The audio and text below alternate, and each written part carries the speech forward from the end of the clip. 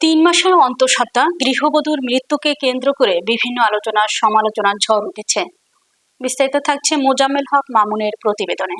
ঘটনা সূত্রে জানা যায়, টাঙ্গাইলের দেলদুয়ার উপজেলার পাথরাইল ইউনিয়নের দশাকিয়া গ্রামের প্রবাসী সাদেক মিয়ার স্ত্রী ৩ মাসের অন্তঃসত্ত্বা সুমাইয়া বেগমের ঝুলন্ত লাশ উদ্ধার করেছে দেলদুয়ার থানা পুলিশ।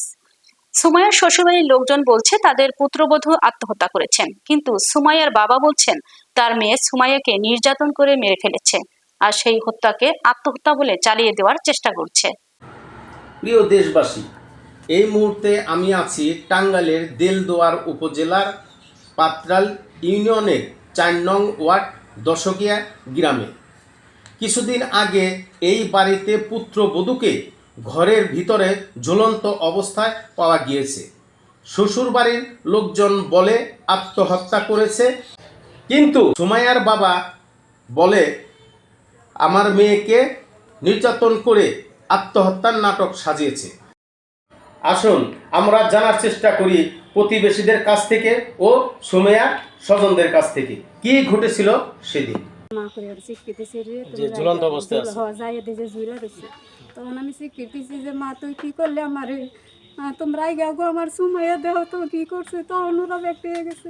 স্টাইলে বসে রয়েছি সিরিয়ালে, পরে আমি খবর পাইছি যে এইরকম এরকম কথা। আমার পাশের বাড়ি এক বাইশটায় কইতাছে, কয় কাকা খবর পাইছি। আমি কইলাম কি হয়েছে? কয় যে সাদেক ভাইয়ের বউ তো ফাঁস নিয়ে মারা গেছে। তখন তো আমার কোনো জ্ঞান নাই। তখন ওই অবস্থায় আমি গাড়ি এনে ফালিয়ে থুয়ে আমি খালি ছেলের বউর মুখটা দেখে উমলে করেছি। কথা আপনাদের শুনি যে এই ছেলের বউটা আপনাদের ধারণা সে নিজে ইচ্ছাগতভাবে ফাঁস নিয়েছে। হ্যাঁ, তাহলে আপনারা সবাই এই ঘর তালাবিদ্ধ করে গরু ছাগল যা আছে সব সরাই নিয়ে গেটে তালা মেরে কোথায় পালাইছিলেন আপনারা? একটা মানুষ অবগাতে মারা গেলে সে বাড়িতে থাকা খুব ভয় ছিলেন। হ্যাঁ, ভয় ছিলাম। আমার এই যে এখনো যে দরজা খুলে যে এনে বইব আইব সাহস পায় না।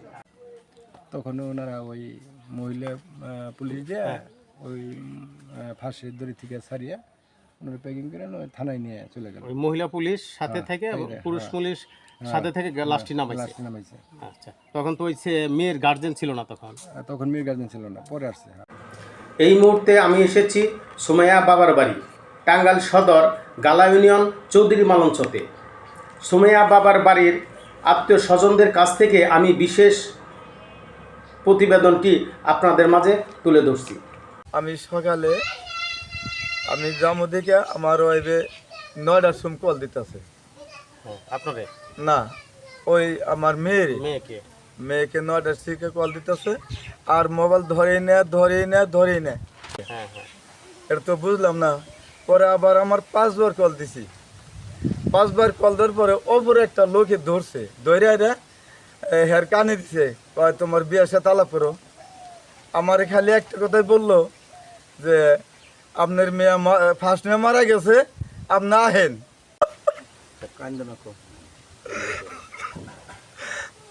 আমার মেয়ে ওখানে দরজার কাছে কারণে আমার মেয়েরে ফুলোটা হুয়াছে। এনে পুলিশ আমার বেড়ে দেয়, ভাই এখানে যাবো না, এখানে যাবো না। বলে পুলিশ দেখছে, এই বেটা আমার মেয়ে মারা গেছে, আমি দেখাম না। ওই আমার এই পেয়ার নাকটাই বা এই ইন্ডিয়া রক্ত ভরা হয়েছে আর হেনে ফুইলা রয়েছে যে আমার মেয়ারে ফার্স্ট নাম্বার নাই। আপনি এখানে যাই কিছু তদন্ত করবেন। আমার মেয়ারে মাইরালা দিছে, দেখেন এটা আমার ফার্স্ট মেয়ে না। আমার ফার্স্ট মেয়ে লিজি ব্যাপারে তো পায়খানা তো আর তারপরে এই রূপ থাকতো না, আর তখন নুস করতেছে। পরে এই কথা কর পরে পুলিশ আমার দূর করে খেদাই দিল।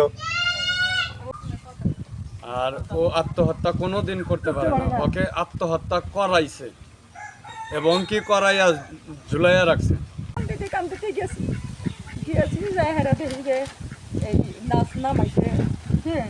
নাচ নামাইয়া ফলনে রাখা দিতে তাদের গেলাম। আমি তো খিচুড়ি পাকাইছি, আমি বিছনার মধ্যে দেখিয়ে তাকাইয়া বিছনার চাদরে আলম হলো দূরে এক্সট্রা করা বালিশ, ওই বিছনার মধ্যে এক্সট্রা করে 2টা বালিশ কে দিছে, সেটা দিছে, তারপরও আলাদা এক্সট্রা করে 2টা বালিশ।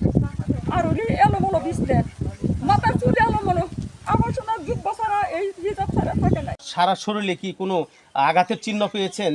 এই মুখের কোনো চিহ্ন নাই, মুখ নাক টাক একবারে চেটকাই নাই, ইন্দে ইন্দে একবারে খুব অত্যাচার ইন্দে।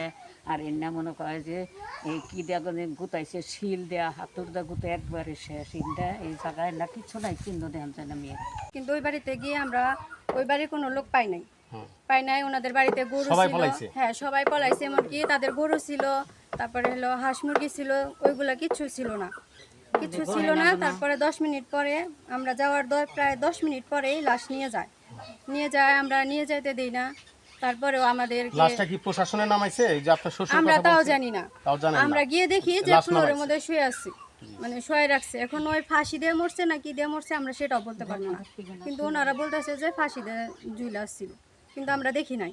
তারপরে পুলিশে নিয়ে যায় দেলদুয়া থানা। আমরা পুলিশের পেছন যাওয়ার পরে পুলিশরা নিয়ে গাছের নিচে রাইখা দেওয়ার পরে আমার শ্বশুরের কাছ থেকে একটা সিগনেচার নেয় যে এইখানে সিগনেচার না দিলে আমরা নাকি লাশ আনতে পারবো না, পোস্টমর্টম করলে ওইখান থেকে আমরা লাশ নিতে পারবো না। কিন্তু ওইখানে নাকি লেখা ছিল যে আমরা যাই দেখছি যে তার গায়ের ওড়না দিয়া ফাঁস নিছে, আমার শ্বশুরে যা নামাইছে। কিন্তু এরকম কিচ্ছু না, আমরা যাহেরা লাশ ঝুলানো দেখি নাই, আমরা নামাইও নাই।